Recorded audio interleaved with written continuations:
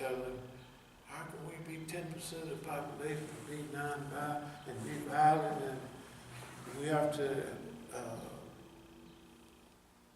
increase the conscious something of the white man, some kind of his moral something. So it said that Malcolm said that you are a glorious fool. You know, in other words, they disagreed. They knew it was all right, but and so finally Malcolm told him, he said, well, one thing about it, me and you, we both dead men, so you can forget about all of that. Me and you is both dead men. Of course, he was right. You know, so you can forget all that, whatever you think, it don't make no difference. And then when he went down there to Alabama that time, he slipped into town. And George Wallace was down there. Selma, down there at the thing. Malcolm slipped in down there.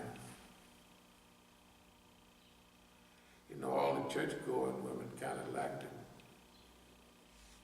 I can't help it, they're church-going women.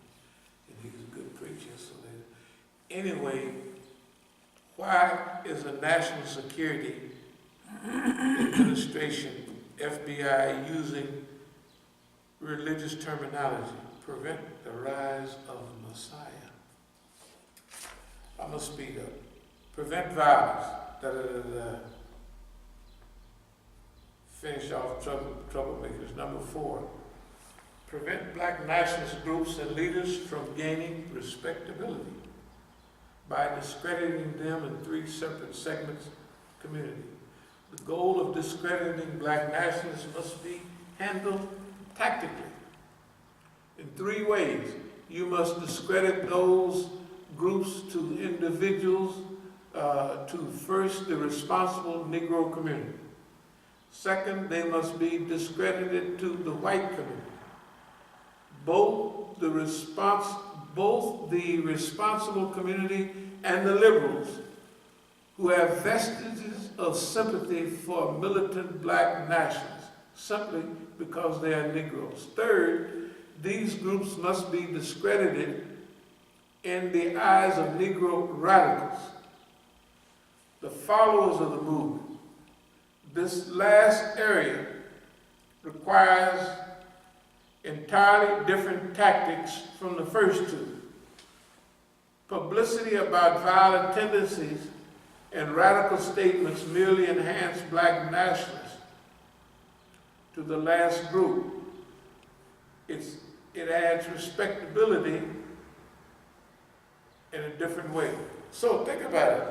Let's look at us. We're discredited to the Salafists because we're the Shias. So we're discredited to the respectable Muslims because we're too militant.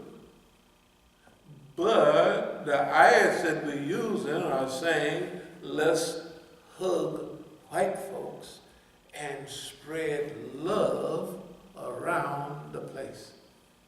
Right? Nobody, you would never think those are the ayats that we use.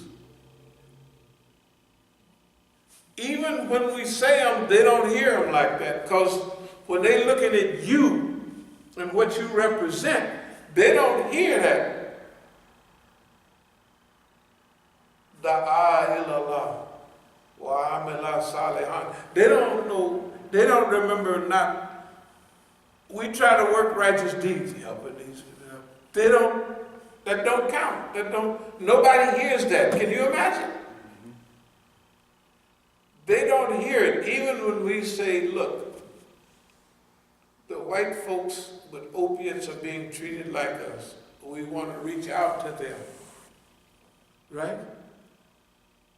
Before, by the time they learn, they'll be like us and this stuff here. They'll get the idea, but everybody will be dead. All the rebellious of potential rebellious white folks will be dead. Or they will have set them up so they can, like the Murrah building or anything, right? When everybody loves them, all of a sudden the Murrah building, why would they blow up the Murrah building when there's 6,000 people marching around the schoolyards in Michigan? Why they gotta do that when everybody is going their way? When the FBI done already did Ruby Ridge and they done did Waco, right? And everybody's on the other white folks' side. So why would they then, this is like Putin killing, putting kryptonite or whatever you put in some of the white folks. So it's insanity. He's gonna win the election hands down. You don't need, right? Anyway, this is a COINTEL program. So why we ain't on RT? Why they have the only person right now in the United States that have lived through all of these sections. Okay, Imam Jamil is alive, but he's in prison. And he's lived through these stages. But he haven't lived through all the stages. See, one of the things that help us in this, that we were the #1 criminal organization in North California. We control and manage and organize human resources, people, right? So if you study movement, but you don't manage movement, you don't grow. One thing I learned when I went to Algeria, all the politicians from Cameroon, I live with Kwame Nkrumah's press secretary. I live with him. So I met all the guys. You know what I found out? That a gangster nigga was in the head by decades, all of them, including the party. If you think I'm lying, say cool. If you're watching this, say cool dinga. Tell the people.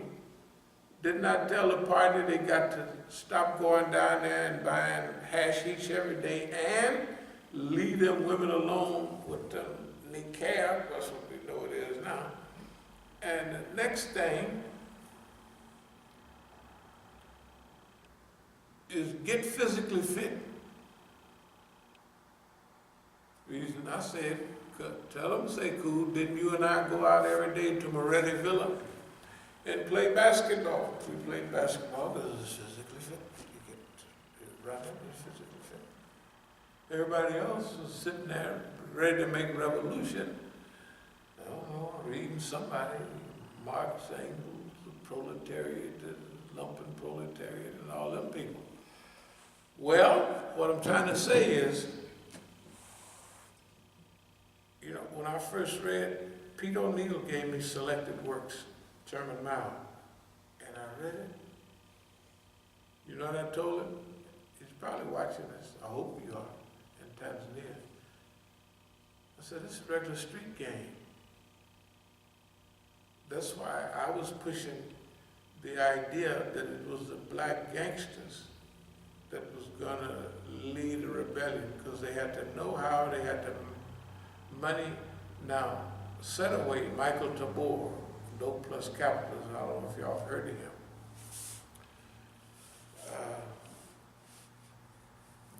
He told me that we argued every day because I was a drug dealer and he was anti-drugs because what drugs did to him in the community. And I was thinking, like, have any of you ever said when people do stuff, I wouldn't do this and I wouldn't do that? That's what I was doing then. That was over 40 years ago. What I was thinking was, since my friends, the Soledad brothers, George Jackson, Frida Drungle, and all of those brothers that turned revolutionary, and I turned revolutionary, it was a mistake. The other nigga dope dealers, did not turn revolutionary. So actually, because, you know, you thinking, I made this decision with all that money and all that, the white man, you know what I mean? I made that decision. Did nobody else make that decision? None. No. Black Mafia, they made decisions, but not not with ethics. Good God Almighty, I mean, people be disappearing. Not with ethics and morality. Anyway, if you can see this counterintelligence program, it worked. We have no unity today. We have no organizational structure. Organizational structure is the body, it is the vehicle to get things done. Leadership is a main asset in combining the resources and the people, and not dictatorship, but leadership. The leadership has to have vision and hope and optimism. We don't have that. Think about it, we don't have that from nobody. With all of these black rich people and big conglomerates, and they don't let nobody get close. Somebody told me they got a new movie about Tupac and them and Biggie Small and them. What's so bad about them? Well, they was niggas controlling too much. And the message. So the Zionists got rid of them. Because, what's the name, Professor Griffiths, in '89, his #1 album was Pawns in the Game. Remember that, Pawns in the Game? The Zionist Connection. It's time to go, buddy. And ain't nobody said, now everybody talk, kill that bitch, that nigga, shoot them nigga, F you, right? That's all they talked about since. The Zionists went and got them niggas and made them #1 and squashed everything. You remember rap used to be conscious.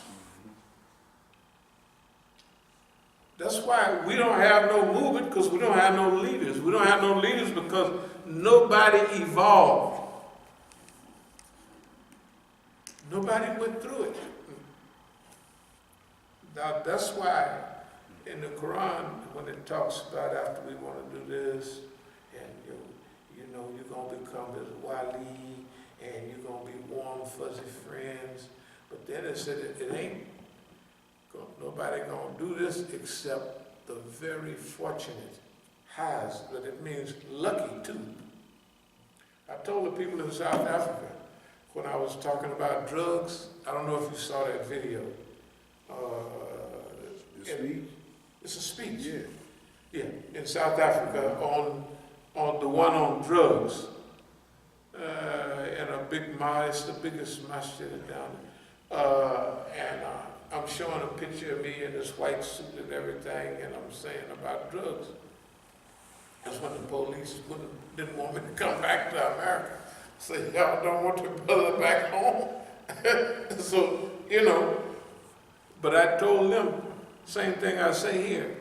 I say, I'm the luckiest, I feel like the luckiest man in the world. And I do. Right now, I don't care. The white man can sprinkle boo-goo on me and I can, it don't make no difference. I'm 73 years old. I've been happy all of that time, even in the penitentiary. For some reason, I don't know. And 50 of it, 50 of it has been really, really like quality, you know what I mean, years. And guess what? How many people can have been all around the world and can read any newspaper and tell how much of it is true? They can be talking about Indonesia. They can be talking about Sri Lanka. It don't matter. That is, a Negro would be crazy to say, "T nigga got changed, boy, I tricked the white man down. You're lucky. Well, it's the qadr of Allah. But Allah is using that, and for most people, they could use the word fortunate, only the fortunate. But I choose for myself the one luck. Nigga, you're lucky. You lucky. Because every time the white man been trying to get rid of your behind, somebody pop up. Where's Big Hank at? There's his car. Man, they all neighborhood is looking around and the white man got his gun. Nigga, your black ass is getting ready to go, mother scrubber. Well, you can kiss my black doo-doo-doo-doo. There he is over there in the parking lot in the Royal Park. There they are. The police got him. Well, boss man, you have to get me another time. That ain't gonna work. You know, I'm telling you, that's luck. I mean, no, we know it's the qadr of Allah, right? I choose to use the same word, but I choose to use, nigga, you lucky. I can say you're fortunate, but I choose the word luck. Nigga, use lucky. Now I'm gonna close with number 5. A final goal should be to prevent the long-range growth of militant black nationalist organizations, especially among youth. Specific tactics to prevent these groups from converting young people is to develop the primary targets of the counterintelligence program. Black nationalist hate groups should be the most violent and radical groups and their leaders. We should emphasize these leaders and organizations and that are nationwide in scope and are most capable of disrupting this country. These targets should include the radical and non-violence-prone leaders, members, and followers of Student Non-SNCC. And they got Southern Christian Leadership Conference here. They got RAM. They even got the Nation of Islam, although their spokesman by then is already in pocket. But all the people are not in pocket. What do they gotta do here, number 5, to make sure none of this happens? Well, 1968, I was in Oakland, 1968. Before 1968, the Vice Squad, Ted Haggard, them and all of them, did not allow heroin distribution in Oakland. Right, number 1 and everything. Sometime when I wanted to go with my partners who was heroin addicts, they went over to San Francisco twice a day. Man, in those days to the Manor Plaza Hotel, Fillmore Street, to do what? Buy heroin. Because you couldn't last no longer than a week or two in Oakland. They didn't allow it. After 1968, Oakland became the headquarters of heroin in California, equaling Los Angeles. So why was that? It's because they brought it there, said, get busy, folks, and they broke the back of the revolution within 1 year's time. 2 years is finished, all over. Finished. The 10 most rebellious cities in America in the 60s was the most drug-infested cities in the 1970s. The worst, Detroit, Oakland, right? You can go right down the list. Everywhere where they had rebellion, they was hit first with expertise. I mean, it hit hard, so they ain't no comeback. This is a mean, brutal system. That's why, to this day, because once it hits, you can't undo it. Where do we go? Where do we go from there? Dear brothers, I'm going to speed up here a little bit.